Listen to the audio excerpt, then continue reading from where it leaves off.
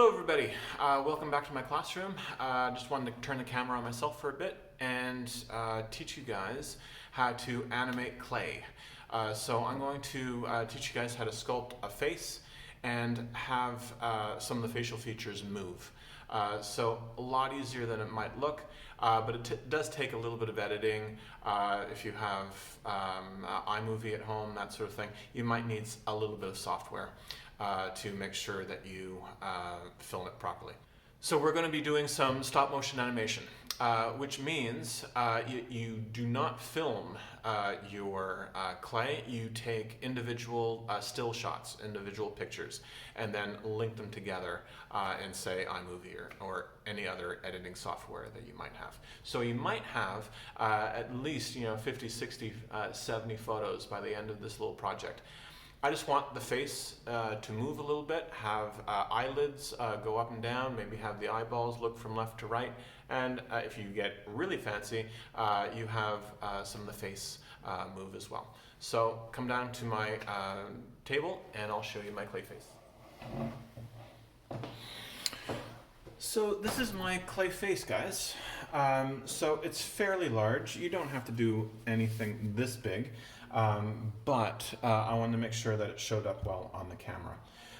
So I made sure that the facial features are, one, decently exaggerated, decent sized nose and eyebrows, eyeballs, and the lips with teeth showing from the inside. So you have to layer a little bit of your clay as you go, and then you have this nice narrow chin.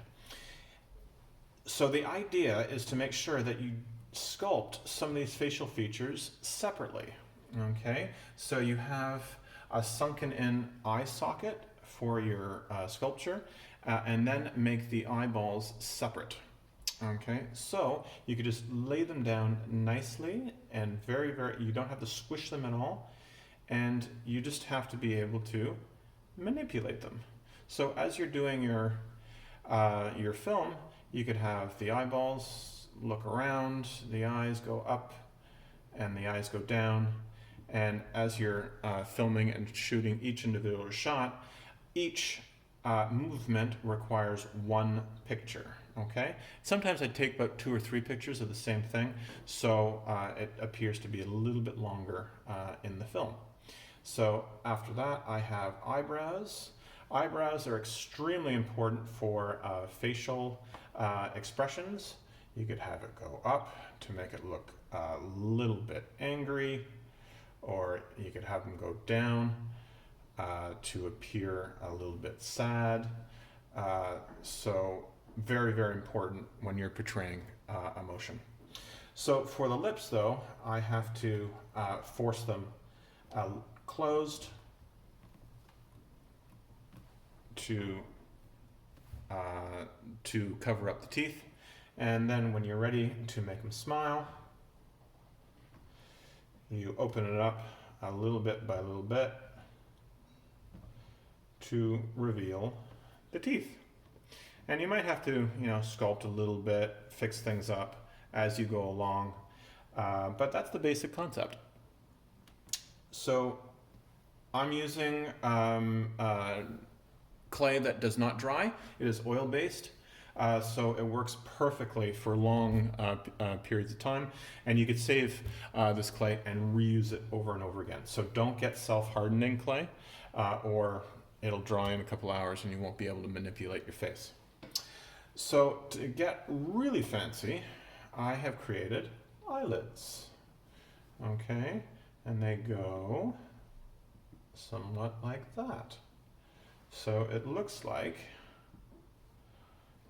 his eyes are closed.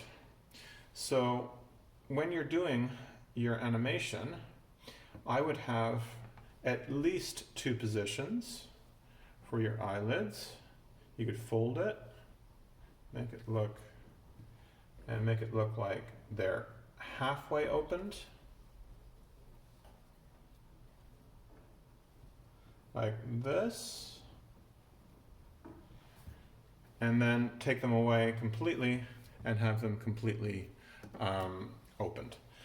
So if you want to make your puppet blink, So have it completely open like this, and then have them halfway.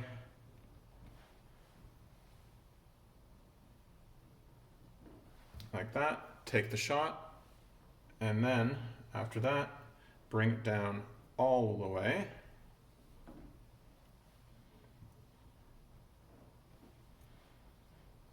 So you're constantly manipulating your clay, so make sure that you don't do anything permanently. So now it looks like his eyes are closed. Then after that, you could play around with the eyebrows going up and down, and you could really have some nice facial features and a little bit of animation. So at the end of this, I'll show you what I put together. Thanks a lot, guys.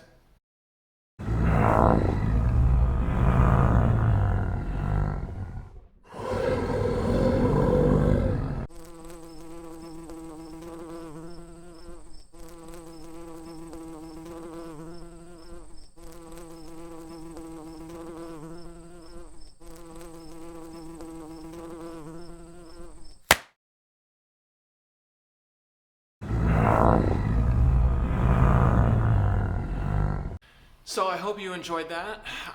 As you can see, the sound effects of the fly going around and the fly swatter noise really adds a lot of dimension to, a clay face that is normally a little bit stagnant. Okay, so a few tips though, guys. Once you do a sequence, say the eyes blinking and then going up, and unblinking, you don't have to do that sequence again. You could copy and paste that into iMovie and have them blink many, many times over.